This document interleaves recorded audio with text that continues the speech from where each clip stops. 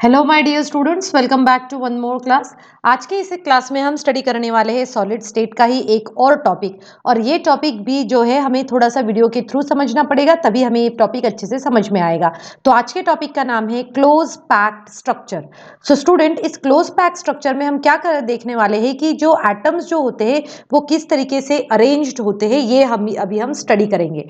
Right, तो देखिए यहाँ पर जब हम देख रहे हैं तो यहाँ पर 3 लेयर दिख रही है हमें एटम्स की, जो हमें बताती है कि किस तरीके से क्लोज पैकिंग होती है किसी भी सॉलिड में। जैसे कि हम यहाँ पर देख सकते हैं कि जो सिंपल क्यूबिक क्लोज पैकिंग होती है, एक हेक्सागोनल क्यूबिक क्लोज पैकिंग होती है, साथ में क्यूबिक क्लोज पैकिंग भी होती है। अब ये किस तरीके से होती है और इनमें क्या क्या की पॉइंट्स है वो सभी जो है मैं आपको अभी यहाँ पर समझाऊंगी। राइट, तो चलिए अभी हम स्टार्ट करने वाले हैं हमारे नेक्स्ट कॉन्सेप्ट से, जिसमें हम ये देखेंगे कि सिंपल क्यूबिक पैकिंग क्या होती है। तो अब हम देख सकते हैं कि यहाँ पर हमें एक लेयर दिख रही है जो कि सभी एटम्स जो है एक डायमेंशन में है।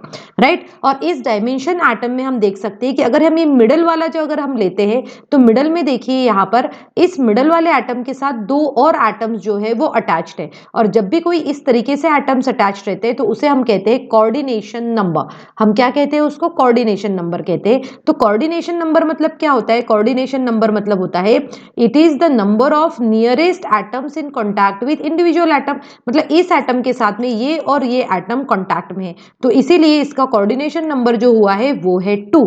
सिमिलरली अगर मैं इस एटम की बात करूं तो इसके साथ में ये एटम अटैच्ड है और ये एटम अटैच्ड है, तो इसका नंबर हो जाएगा, कोऑर्डिनेशन नंबर हो जाएगा 2। इट मींस जब भी एटम जो रहते हैं इन वन डायमेंशन जब पैक्ड रहते हैं तब उनका हम कहेंगे तब उनका एटम जो उनका कोऑर्डिनेशन नंबर जो होता है वो होता है कि the nearest number of atoms in contact with an individual atom, और इसी को हम कोऑर्डिनेशन नंबर भी कहते हैं। स्टूडेंट्स, कोऑर्डिनेशन नंबर जो है वो ये टॉपिक हमें अच्छे से समझ में आ जाना चाहिए, तभी हम क्या कर सकते हैं, इसको हम जो है अच्छे से समझ सकते हैं। ओके, सो चलिए अब नेक्स्ट जो है वो स्टार्ट करते हैं। ओके, सो अब यहाँ पर जो हम देख रहे हैं यहाँ पर ये क्या हुआ, इसका हमारा कोऑर्डिनेशन नंबर हुआ। कोऑर्डिनेशन नंबर कितना हो गया? इसका 2 हो गया है।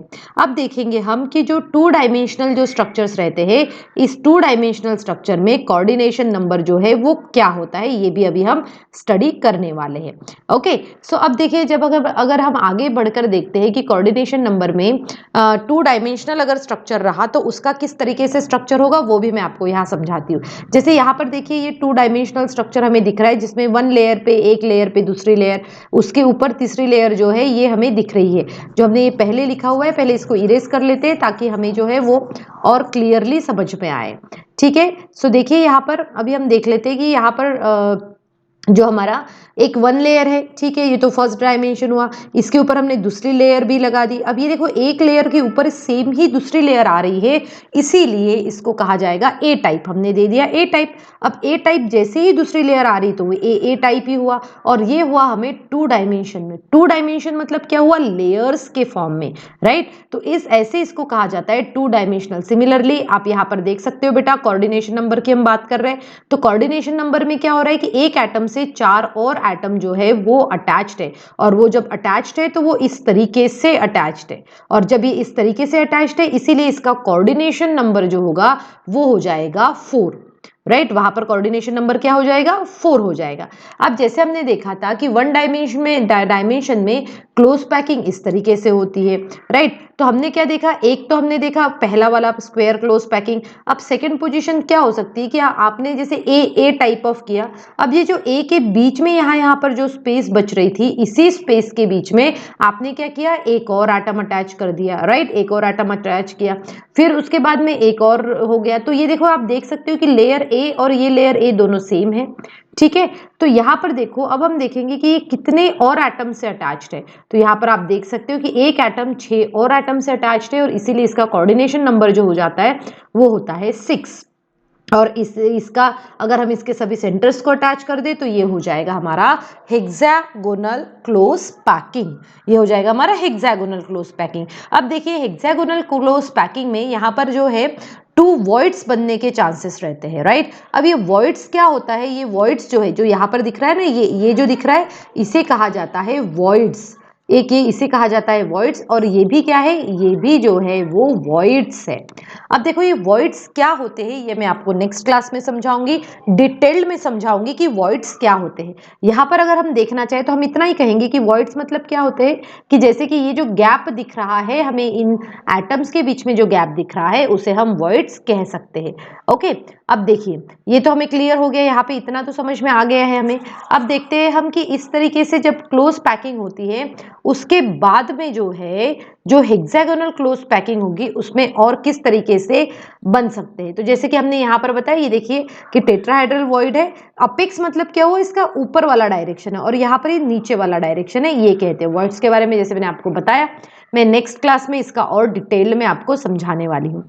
अब हमने क्या देखा कि जो क्लोज पैकिंग होती है वन डायमेंशन में इस तरीके से होती है, टू डायमेंशनल में या तो स्क्वायर क्लोज पैकिंग हो सकती है या फिर हेक्सागोनल क्लोज पैकिंग हो सकती है। अब ये देखिए स्क्वायर क्लोज पैकिंग को और हेक्सागोनल क्लोज पैकिंग को हम इसको क्या कहते हैं, जो स्क्वायर क्लोज पैकिंग है इसको क्या कहेंगे हम, एससीपी भी कहते हैं, एससीपी कहते हैं, या फिर हम कहेंगे यहाँ पर ये जो हुआ इसको हम कहते हैं एचसीपी, जिसमें हेक्सागोनल क्लोज पैकिंग आ जाती है। इसे हम क्या कहते हैं, एचसीपी मतलब हेक्सागोनल क्लोज पैकिंग है वो, हेक्सागोनल क्लोज पैकिंग। ओके, चलिए अब इसके आगे का हम स्टडी करते हैं ताकि हमें अच्छे से और क्लियर हो जाए। तो देखिए यहाँ पर अब ये तो हुआ two dimensional hexagonal close packing. अब सिमिलरली एक्चुअल में बेटा जो स्ट्रक्चर जो होता है ये थ्री डायमेंशन में होता है, और थ्री डायमेंशन में किस तरीके से स्ट्रक्चर होता है ये वीडियो के थ्रू आपको और भी क्लियरली समझ में आ जाएगा।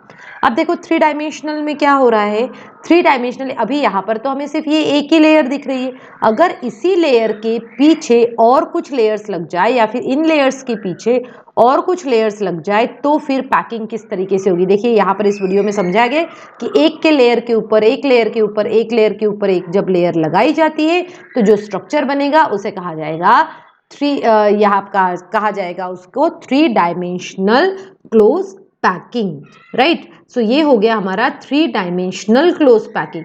और ये जो थ्री डायमेंशनल क्लोज पैकिंग आएगा, इस थ्री डायमेंशनल क्लोज पैकिंग में हम देख सकते हैं कि वो जो सिमिलर लेयर्स जो है वही लेयर्स एक दूसरे के साथ में अटैच्ड हुई है यहाँ पर, या फिर हम वर्टिकली देखें या हॉरिजेंटली देखें तो ये सेम लेयर ही एक दूसरे के ऊपर अटैच्ड हो रही है। जैसे ए लेयर है, ये भी ए लेयर है, ये भी ए लेयर, तो हम इसे कहा जाता है ए टाइप ऑफ पैकिंग भी इसको कहा जाता है। और इसका हमारे पास में एग्जाम्पल होता है वो है अल्फा पोलोनियम। अल्फा पोलोनियम में यही टाइप की हमें पैकिंग दिखती है। अब हम देखते हैं कि जो हेक्सागोनल क्लोज पैकिंग जो होती है इसमें दो टाइप की पैकिंग हो सकती है, राइट। एक तो यहाँ पर इस डायग्राम में दिख रही है जिसे हम कहेंगे कि देखो यहाँ पर इसके कलर्स के हिसाब से भी आपको पता चलेगा ए और बी। यहाँ पर ये ए टाइप है, अब क्या होता है ये ए टाइप है उसके ऊपर हमने बी टाइप रख दिया, ठीक है, उसके ऊपर फिर से हमने ए टाइप रख दिया है। अब देखो कलर ये जो पिंक कलर में जो दिख रहा है ये हमारा बी टाइप है, तो ए के ऊपर बी में रख दिया है। अब अगर कोई एक और आता है तो टू वेज में जा सकता है, या तो कोई क्या कर सकता है, देखिए यहाँ पर मैं आपको ड्रॉ करके बताती हूँ तो थोड़ा सा और समझ में आ जाएगा आपको।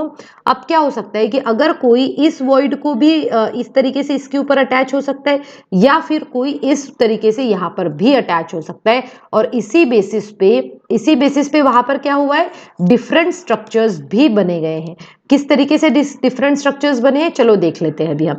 जैसे हमने बताया कि यहाँ पर ए है और बी है, दो टाइप के टेट्राहेड्रल वॉइड्स भी बन रहे हैं इसमें। अब ये क्लोज पैकिंग में क्या होता है, या तो हम क्या कर सकते हैं ए के ऊपर बी और बी के ऊपर फिर से ए की लेयर रख सकते हैं, या फिर हम उसको नई लेयर भी बना सकते हैं। अब ये ऑक्टाहेड्रल वॉइड्स क्या होता है, टेट्राहेड्रल वर्ड्स क्या होता है, ये जैसे मैंने आपको बताया ये मैं नेक्स्ट क्लास में बहुत इजी तरीके से समझाऊंगी। ओके, अब देखिए यहाँ पर कि जैसे कि हमने एक ऑक्टाहेड्रल वॉइड की बात करी, टेट्राहेड्रल वॉइड की बात करी, अब जो हमारी नेक्स्ट लेयर जो आएगी वो इसको कवर करेगी, राइट। तो हमने क्या किया, जो ए टाइप ऑफ लेयर थी वैसे ही हमने इस लेयर को बना दिया, ठीक है। या तो पॉसिबिलिटी इस तरीके से, या फिर क्या हो सकता है, ये देखिए ये इससे ए लेयर हुई, फिर बी लेयर हुई, फिर ए, अब ऊपर से ए लेयर बन गई, ये पॉसिबिलिटी यहां पर हो सकती है। तो ऐसे टाइप ऑफ पैकिंग को कहा जाता है A B A type of packing, मतलब A B type of packing भी इसको कहा जाता है। स्टूडेंट्स आई होप आपको इस डायग्राम के थ्रू इसको समझने में थोड़ी सी आसानी हो रही होगी। ठीक है, और इसके अलावा भी अगर कोई भी डाउट है आपको तो आप कमेंट सेक्शन में लिखिए, I will be definitely solving your all doubts. ठीक है, अब देखिए इसके बाद में क्या होता है इसके ऊपर। अब इसके बाद में जैसे कि ये पैकिंग होगी, कौन से टाइप की पैकिंग हुई है, A B type of packing होगी, जिसमें क्या होता है हेक्सागोनल क्लोज पैक्ड स्ट्रक्चर आ जाता है। क्लियर। अब देखिए इसके साथ में ही एक और पैकिंग हो सकती है, जैसे ए बी टाइप ऑफ का एग्जांपल क्या हुआ, जिंक हुआ। जिंक हमेशा A B type of hexagonal packed structures बताते हैं। अब देखिए यहाँ पर अगर हम बात करें तो यहाँ पर एक और नई लेयर भी बन सकती है। यहाँ पर हेक्सागोनल पैकिंग में एक नई लेयर भी बन सकती है जो उसके ऑक्टाहेड्रल और टेट्राहेड्रल वर्ड्स को कवर कर सके। तो ऐसे टाइप को कहा जाता है, ये ए टाइप हुआ, ये बी टाइप हुआ, और फिर आ जाएगा सी टाइप। तो A B C type of close packing ये हो सकता है। ये क्या होता है, A B C type of close packing होता है। तो इस तरीके से हम देख सकते हैं, इसका एग्जाम्पल जो होगा एल्यूमिनियम। एल्यूमिनियम के जो एटम्स जो रहते हैं वो इस तरीके से पैक्ड होते हैं। तो अभी आज की क्लास में हमने ये स्टडी किया कि जो स्क्वायर क्लोज पैकिंग होती है वो इस तरीके से होती है, और जो 2 डायमेंशनल जो हेक्सागोनल क्लोज पैकिंग होती है वो इस तरीके से होती है। और फिर हम उसको जो 3 डायमेंशनल पैकिंग में भी हमने आज की इस क्लास में स्टडी किया है। सो स्टूडेंट, आई होप आज की क्लास में मैंने आपको जो भी समझाया है वो आपको अच्छे से समझ में आ गया होगा। Thank you students and have a good day.